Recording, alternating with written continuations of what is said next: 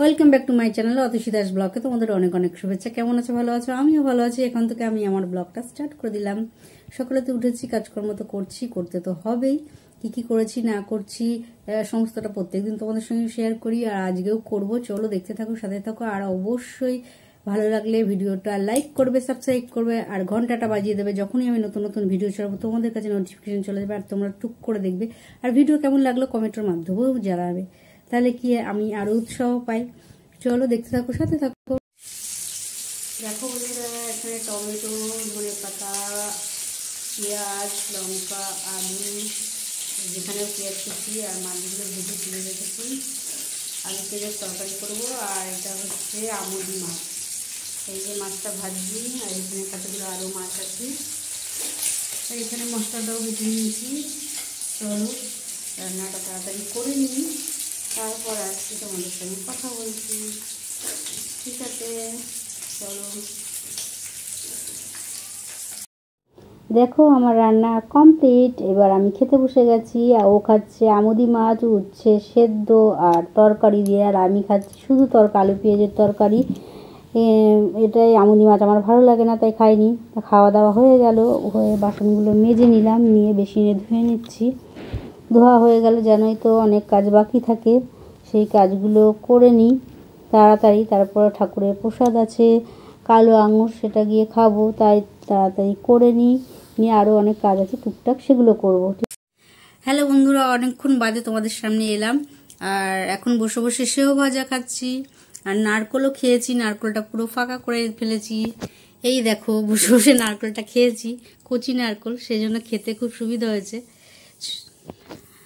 আর এখন বসে আছি, টিফিনে মুড়ি টুড়ি আজকে কিচ্ছু খাইনি, নারকল খেয়েছি। ভাবছি গ্যাসটা যদি হয়ে যায়, ওই জন্য আর কিছু খাইনি, বসে বসে সেও ভাজা খাচ্ছি।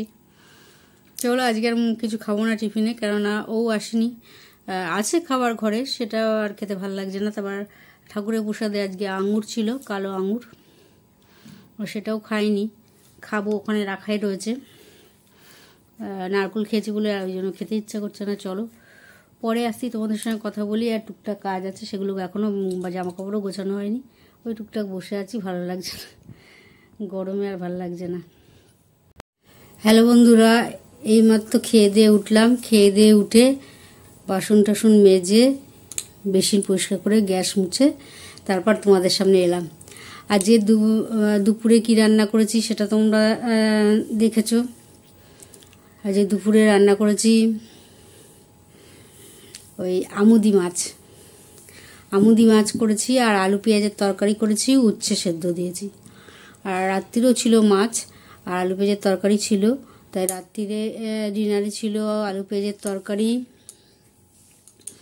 আমুদি মাছ, আর ওই একটু তরকা ছিল, ওই তরকাটা দিয়ে রুটি খেয়েছি, ভাত আর করিনি। দুটো করে রুটি খেয়ে নিয়েছি। এটাই হয়ে গেছে রাত্রিরের ডিনার সেরে তারপর এখন এই কাজগুলো সেরে আসলাম, আর ও খেয়ে দিয়ে লিখতে বসে গেছে। আর সারাদিন আজকে রাতের খাবারটা তোমাদের দেখাতে পারিনি, তাড়াহুড়ো করে অনেক বেজে গেছে, সেই জন্য আর দেখানো হলো না। রাত হয়ে গেছে অনেক, তাড়াহুড়ো করে খেয়ে নিয়েছি। আর তারপর বাসন টাসন মাজতে হবে, এখনও কোনো কাজ হয়নি, দাঁত ব্রাশ করিনি, বিছানা করিনি, গরম বীভৎস, এখনই এই গরম, তারপর আর তো দিন পড়েই আছে। যাই হোক, সারাদিন টুকটুক করে কাটলো। আর বাড়ি থেকে একটা এইসা বড় নারকল নিয়ে এসেছি, ওই নারকলটা কাটবো। সেদিনকে যেমন একটা নারকল বাড়িতে বড়, আমাদের ছোট গাছটায় অত বড় বড় নারকল হয়, ওই গাছ দুটো কেটে দিয়েছে, খুব মায়া লাগছে। যাই হোক, আর ওই বড় নারকলটা আমি নিয়ে চলে এসেছি। কেননা বড় নারকলটা আনার কারণ হলো ঝুনো নারকল, মানে নারকলটা মানে পুর হয়ে যায়, মানে অনেকটা দল হয়ে যায় যেটাকে বলে, ওইটা আমি খাই না। নারকল আমার একদম পছন্দ না। কিন্তু ডাব নারকল মানে কচি নারকল, সেটা আমার খুব পছন্দের। তাই সেদিনকে যেমন ডাব নারকল কচি ছিল, ও মা বললো এটা কচি হবে, এটা কাট, জলটাও খেতে পারবি। আর দেখলে কতটা জল হয়েছিল, মগ ভরে জল পড়ে বাটিতে পড়েছে, আবার বাটিতে ফাটাতে গিয়ে বাটির জলটাও পড়ে গেছে। যাই হোক, আজকে ওই বড় মানে আজকে বলছি এ বাড়িতে এসেছি, ওই বড় নারকেল ওই গাছেরই একটা নারকেল নিয়ে এসেছি, বড় ডাব নারকেল ভেবেই নিয়ে এসেছি, এখনও কাটা হয়নি। দেখি কবে কাটি না কাটি, কেটে নিতে হবে, কেননা কচি নারকেল থাকলে বেশি দিন থাকবে না, নষ্ট হয়ে যাবে। আর যদি এমনি ঝুনো নারকেল হয় অনেক দিন থাকে।